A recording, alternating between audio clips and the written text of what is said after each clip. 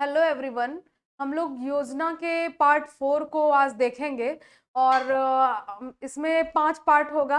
Last 5th part में मैं ये कलेक्ट करूंगी कि जितनी योजनाएं आज अभी तक हो चुकी हैं तो उसमें कुछ और रह गया हो तो वैसे योजनाओं को पार्ट 5 में ला करके समाप्त कर दिया जाएगा, ताकि आप लोगों को कोई भी डाउट ना रहे, हर तरह की योजना के बारे में आपको मालूम हो। और आप लोगों को ये क्लास कैसा लग रहा है के बारे में आप लोग जरूर बताइएगा, और ज़्यादा से ज़्यादा चैनल को सब्सक्राइब कीजिए, लाइक कीजिए और शेयर कीजिए। चलिए हम लोग देखते हैं 31st जो योजना है। आज अभी तक हम लोगों ने 30 योजनाओं को कवर कर लिया है। आज हम लोग 31 नंबर योजना को देखते हैं, fly ash management. Fly ash management and utilisation mission. ये पहली योजना कौन सी है? Fly ash management and utilisation mission, जिसकी शुरुआत कब हुई? जनवरी 2022 में। और एनजीटी द्वारा फ्लाई एश का वैज्ञानिक तरीके से निस्तारण करने का निर्देश दिया गया। क्या किया गया?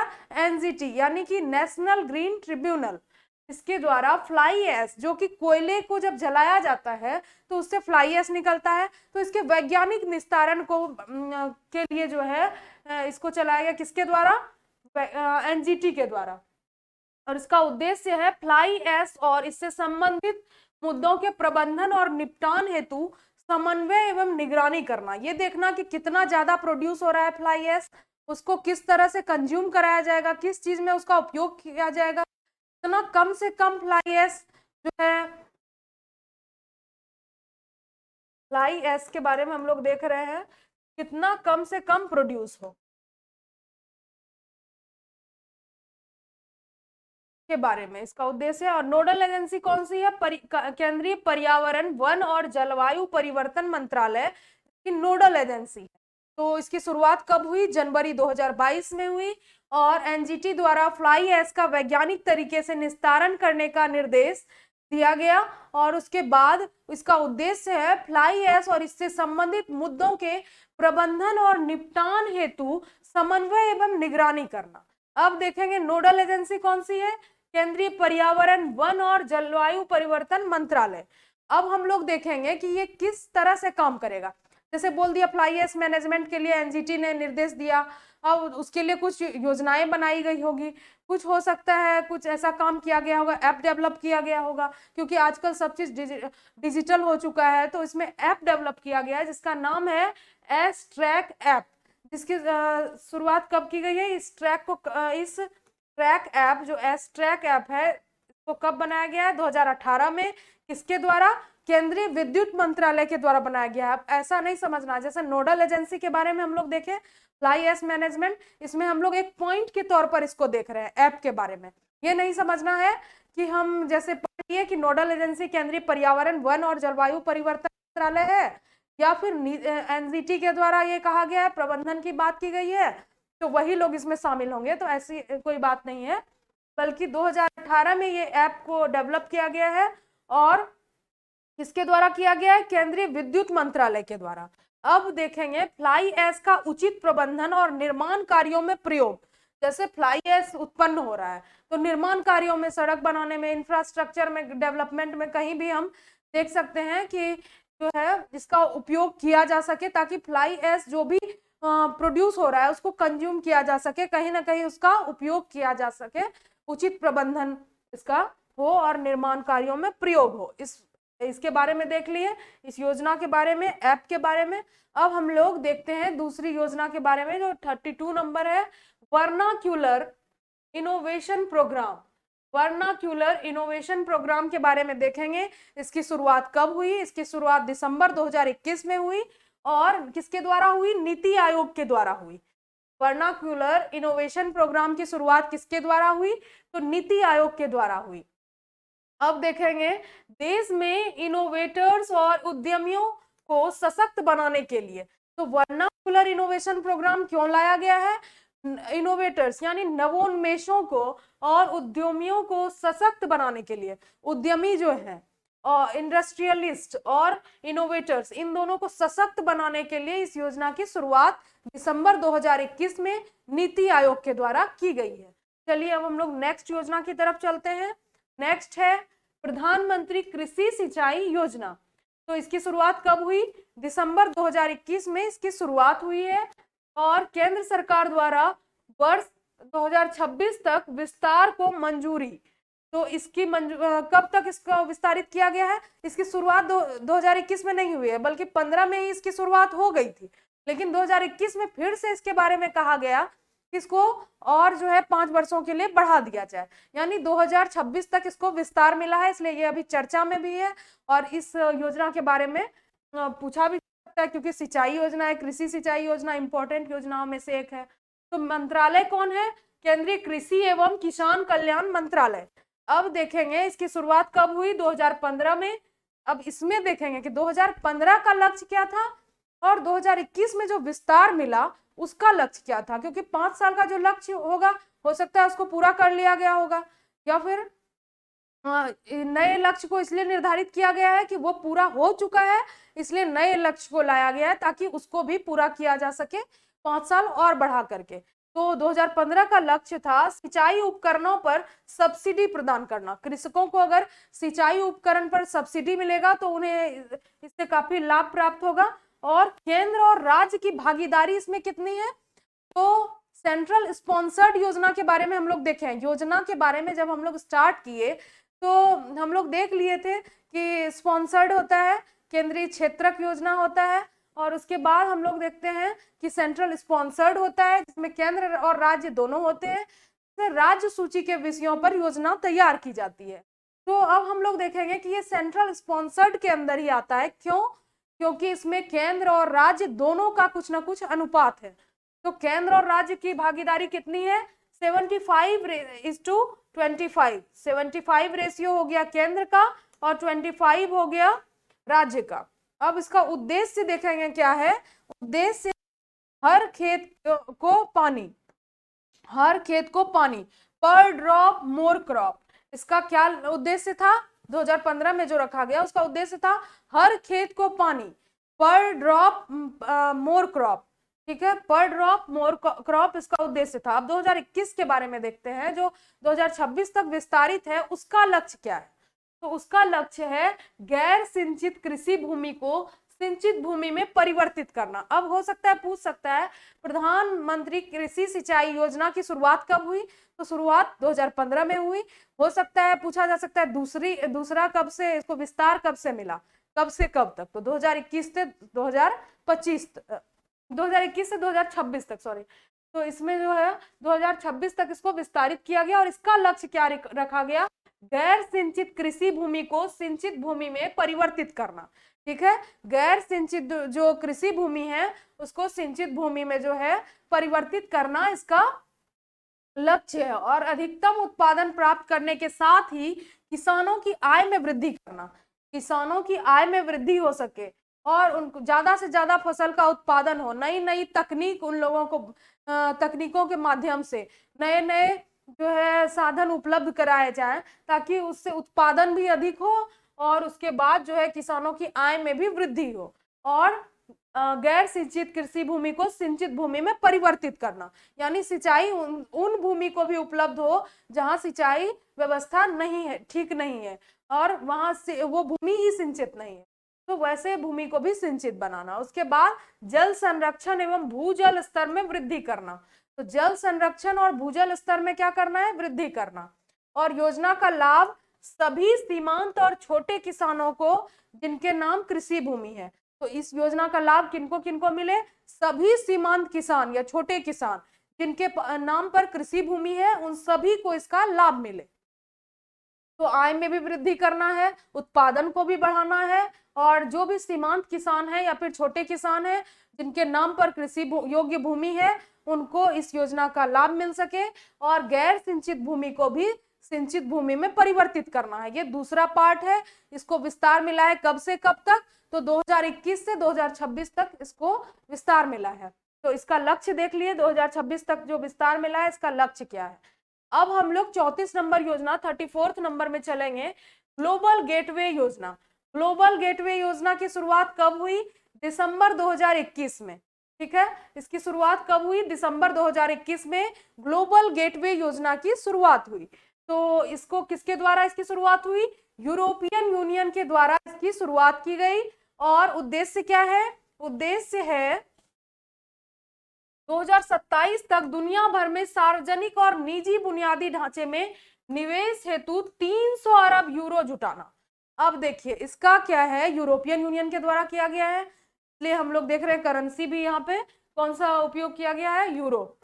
ठीक है, 2027 तक दुनिया भर में सार्वजनिक और निजी बुनियादी ढांचे में निवेश हेतु 300 अरब यूरो जुटाना, यानी कि ये जैसे भी करके हो ये जो है 300 अरब यूरो जुटाएगा, लेकिन अभी तक इसको मालूम नहीं है कि इसको ये कैसे जुटाएगा, लेकिन इसने ये लक्ष्य रखा है कि ये कैसे भी 300 अरब यूरो जुटाएगा ताकि 2027 तक जो है सार्वजनिक और निजी बुनियादी ढांचे के लिए कितना जुटाना है, 300 अरब यूरो इसके द्वारा लक्ष्य रखा गया। अब हम लोग 35 नंबर पे चलते हैं योजना की तरफ। तो ये है परफॉर्म, अचीव एंड ट्रेड योजना। कौन सी योजना? परफॉर्म, अचीव एंड ट्रेड योजना। विज्ञान और पर्यावरण केंद्र द्वारा जारी एक रिपोर्ट के अंतर्गत प्रदर्शन और व्यापार योजना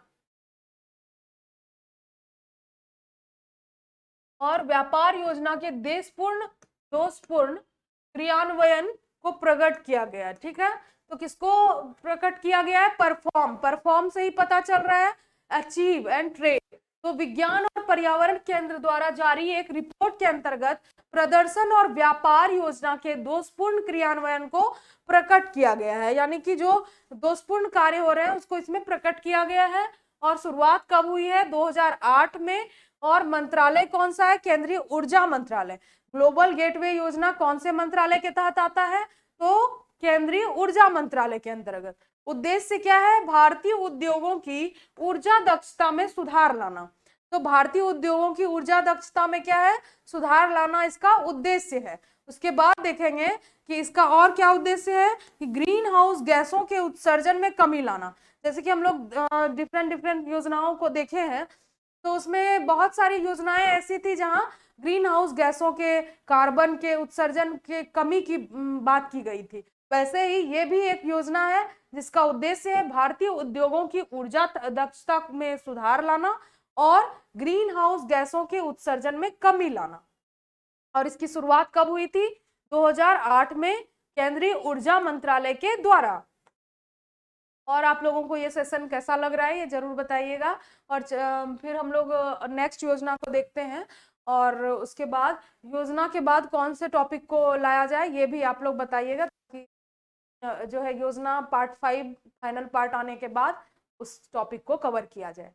तो 36 नंबर क्वेश्चन है, जलवायु परिवर्तन पर राष्ट्रीय कार्य योजना। ये जो है 36 नंबर योजना है, जलवायु परिवर्तन पर राष्ट्रीय कार्य योजना। इसकी शुरुआत भी कब हुई? 2008 में केंद्रीय पर्यावरण मंत्रालय के द्वारा। 36 नंबर योजना है जलवायु परिवर्तन और राष्ट्रीय कार्य योजना, केंद्रीय पर्यावरण मंत्रालय के द्वारा। राष्ट्रीय स्तर पर जलवायु परिवर्तन संबंधी खतरों से संबंधित है। राष्ट्रीय स्तर पर जो जलवायु परिवर्तन हो रहा है, क्लाइमेट चेंज,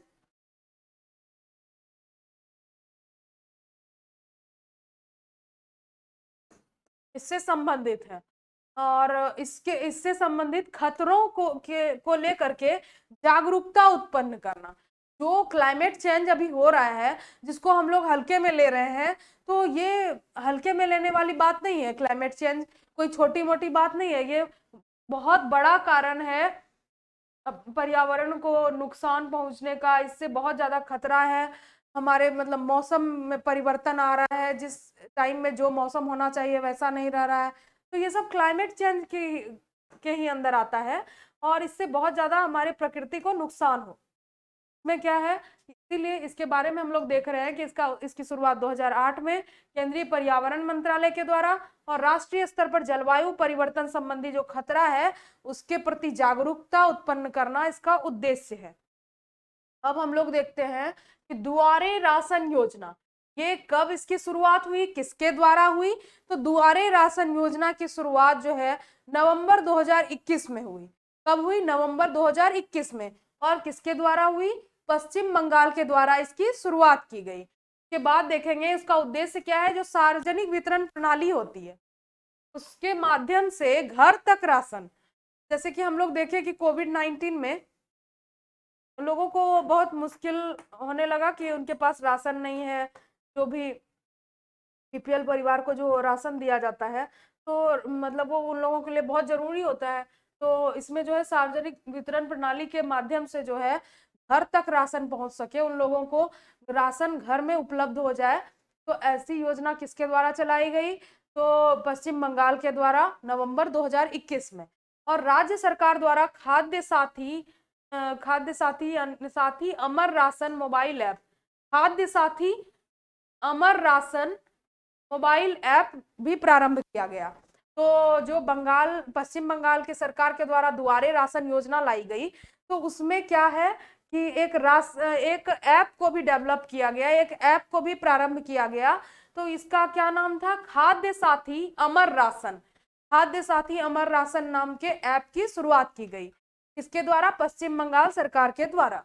अब हम लोग नेक्स्ट योजना की तरफ चलते हैं, ओ स्मार्ट योजना। तो ये 38 नंबर योजना है, ओ स्मार्ट योजना। पूरा नाम है ocean services technology observations resources modelling and sciences.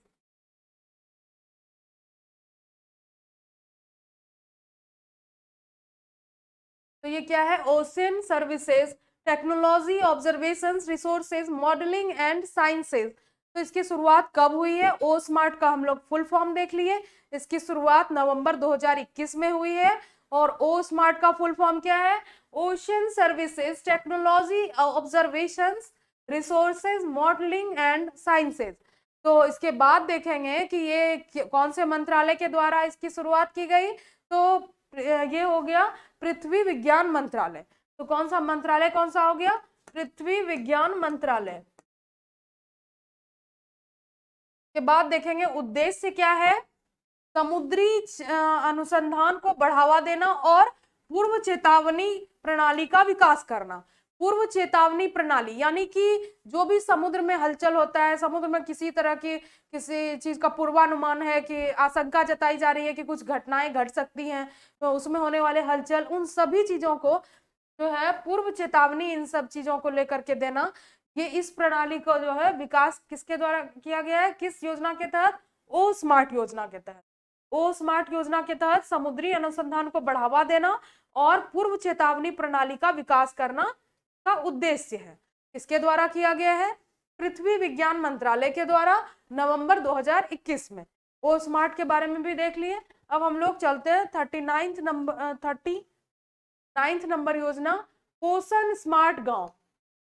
इसके तहत जो है निजी और सरकारी क्षेत्र मिलकर के काम करेंगे। इसमें जो है गांवों को गोद लिया जाएगा, उनको न्यूट्रिशियस मतलब फूड प्रोवाइड कराए जाएंगे।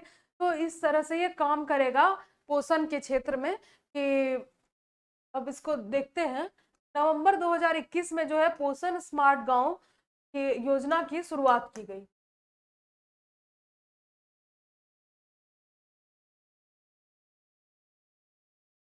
पोषण स्मार्ट गांव योजना की शुरुआत कब की गई?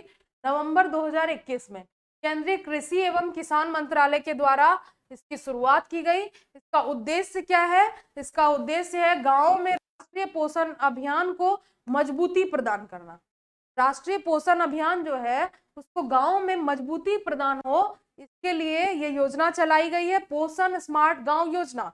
इसमें ऐसा नहीं है कि सिर्फ सरकारी क्षेत्र के लोग ही काम करेंगे, सरकारी योजनाएं ही सिर्फ काम करेगी, सरकारी लोग ही काम करेंगे, बल्कि यह निजी क्षेत्र के लोगों के द्वारा भी इसको बढ़ावा दिया जाएगा, मतलब इसमें काम किया जाएगा। में वो भी बढ़ चढ़ के भाग ले सकते हैं, किसी गांव को गोद लेकर के पोषण में राष्ट्रीय पोषण अभियान को मजबूती प्रदान कर सकते। की शुरुआत कब हुई? नवंबर 2021 में केंद्रीय कृषि एवं किसान कल्याण मंत्रालय के द्वारा इसकी शुरुआत हुई। अब हम लोग 48 नंबर योजना पर चलेंगे, जो है सेक्रेड पोर्टल। सेक्रेड पोर्टल, पहले सेक्रेड का फुल फॉर्म देखेंगे, SACRED, senior able citizen re-employment in dignity. Senior able citizen re-employment in dignity इसका फुल फॉर्म है। इसकी शुरुआत कब हुई? 1 अक्टूबर 2021 को। तो कब हुई? 1 अक्टूबर को विश्व अंतर्राष्ट्रीय वृद्ध जन दिवस के अवसर पर, अंतर्राष्ट्रीय वृद्ध जन दिवस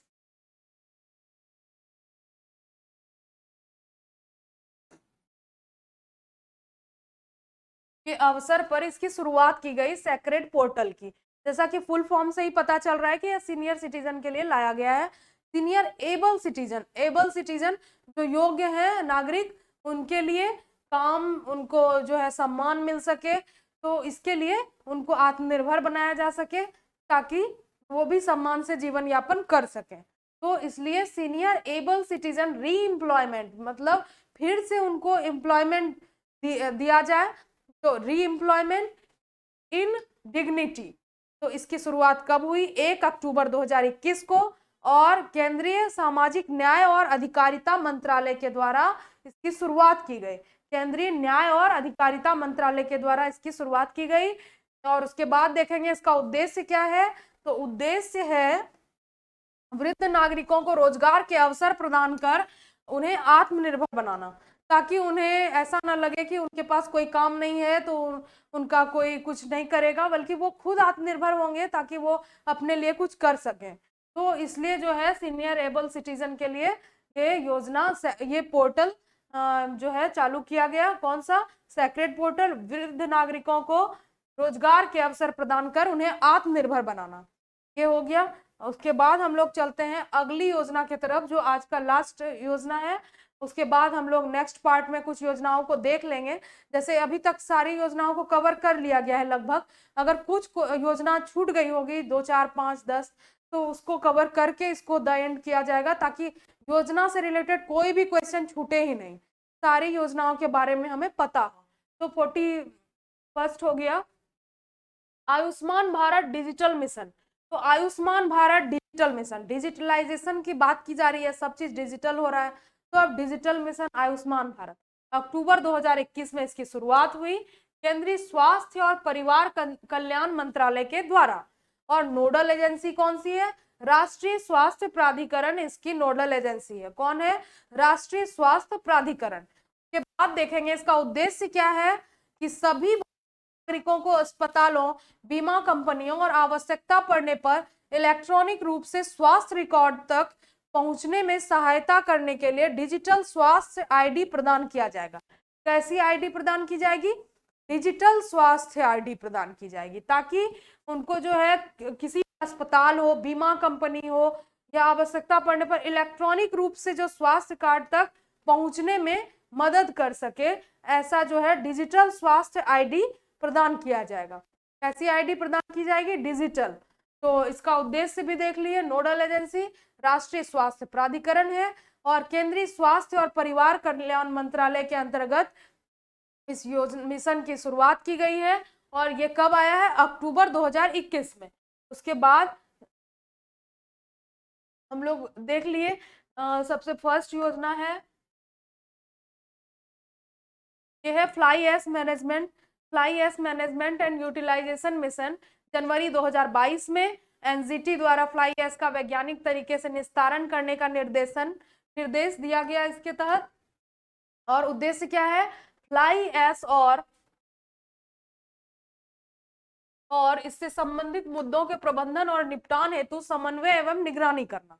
नोडल एजेंसी कौन सी है? केंद्रीय पर्यावरण, वन और जलवायु परिवर्तन मंत्रालय। अब एक्स ट्रैक ऐप आया, जिसको किसके द्वारा लॉन्च किया गया है, किसके द्वारा बनाया गया है? केंद्रीय विद्युत मंत्रालय के द्वारा। कब बनाया गया है? 2018 में बनाया गया है। और फ्लाई ऐश का उचित प्रबंधन और निर्माण कार्यों में प्रयोग किया जाए, इसलिए जो है इसको बनाया गया है। अब उसके बाद हम लोग दूसरे योजना को देख लेते हैं, वर्नाक्यूलर इनोवेशन प्रोग्राम। इसकी शुरुआत दिसंबर 2021 में किसके द्वारा? नीति आयोग के द्वारा। और देखेंगे कि देश में इनोवेटर्स, नवोन्मेषों और उद्यमियों को सशक्त बनाने के लिए इसकी शुरुआत की गई। और उसके बाद देखेंगे प्रधानमंत्री कृषि सिंचाई योजना। तो दिसंबर 2021 से 2026 तक इसको जो है विस्तारित किया गया। सबसे पहले इसकी शुरुआत कब हुई थी? 2015 में। 2015 का लक्ष्य क्या क्या था? सिंचाई उपकरणों पर सब्सिडी प्रदान करना, केंद्र और राज्य की भागीदारी थी। यह सेंट्रल स्पॉन्सर्ड योजना है, 75:25। और उद्देश्य क्या है, हर खेत को पानी। उस टाइम क्या उद्देश्य था, पर ड्रॉप मोर क्रॉप, यानी हर खेत को पानी। और 2026 तक विस्तारित है। लक्ष्य क्या है, गैर सिंचित कृषि भूमि को सिंचित भूमि में परिवर्तित करना और अधिकतम उत्पादन प्राप्त करने के साथ ही किसानों की आय में वृद्धि करना, जल संरक्षण एवं भूजल स्तर में वृद्धि करना, और योजना के तहत जो भी सीमांत किसान हो, छोटे किसान हो, जिनके नाम पर भूमि है, उन सब को इन सभी सुविधाओं को उपलब्ध करना, इन सभी इस योजना का लाभ मिल सके कहा गया है। अब हम लोग देखेंगे 34th नंबर, ग्लोबल गेटवे। इसकी शुरुआत कब हुई, दिसंबर 2021 में। किसके द्वारा, यूरोपियन यूनियन के द्वारा। 2027 तक दुनिया भर में सार्वजनिक और निजी बुनियादी ढांचे में निवेश हेतु कितना इकट्ठा करेगा, 300 अरब यूरो। कौन इकट्ठा करेगा, यूरोपियन यूनियन। इसका मुख्यालय कहाँ है, ब्रुसेल्स, बेल्जियम में।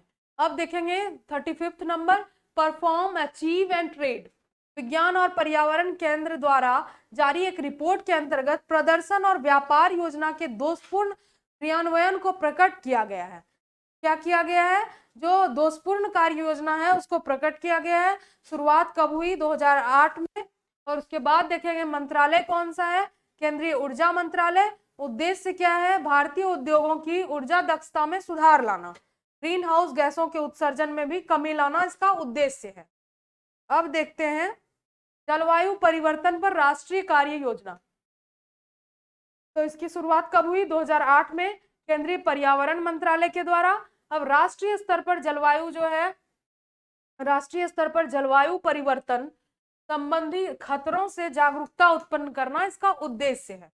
उसके बाद देखेंगे दुआरे राशन योजना। इसकी शुरुआत कब हुई, नवंबर 2021 में, पश्चिम बंगाल के द्वारा। और उद्देश्य क्या है, सार्वजनिक वितरण प्रणाली के माध्यम से घर तक राशन, सार्वजनिक वितरण प्रणाली के माध्यम से क्या है, घर तक राशन पहुंच सके। और इसके लिए एक ऐप भी डेवलप किया गया, कौन सा, खाद्य साथी अमर राशन मोबाइल ऐप डेवलप किया गया, खाद्य साथी अमर राशन मोबाइल ऐप। के बाद देखेंगे ओ स्मार्ट योजना। का पूरा नाम क्या है, ocean services technology observation resources modelling and sciences. की शुरुआत कब हुई, नवंबर 2021 में। किसके द्वारा, तो पृथ्वी विज्ञान मंत्रालय के द्वारा। उद्देश्य क्या है, समुद्री अनुसंधान को बढ़ावा देना और पूर्व चेतावनी प्रणाली का विकास करना। समुद्र में अनुसंधान को बढ़ावा देना और जो भी चेतावनी है, जो भी ऐसी घटना घट सकती है, तो इसको जो है पहले से ही इसकी चेतावनी दी जा सके, ताकि लोग जान माल की हानि ना हो या फिर किसी भी तरह का नुकसान ना हो। तो उसके बाद हम लोग देखेंगे 39th नंबर, पोषण स्मार्ट गांव योजना। नवंबर 2021 में इसकी शुरुआत की गई और केंद्रीय कृषि एवं किसान मंत्रालय के द्वारा। और उद्देश्य क्या है, गांवों में राष्ट्रीय पोषण अभियान को मजबूती प्रदान करना इसका उद्देश्य है। अब देखेंगे सेक्रेड पोर्टल।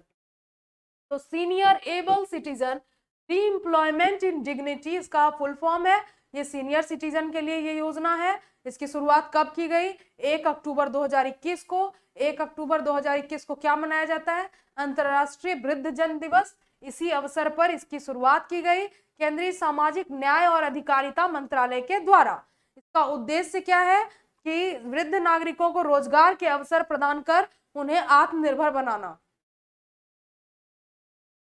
के बाद है आयुष्मान भारत डिजिटल मिशन। अक्टूबर 2021 में इसकी शुरुआत हुई केंद्रीय स्वास्थ्य और परिवार कल्याण मंत्रालय के द्वारा।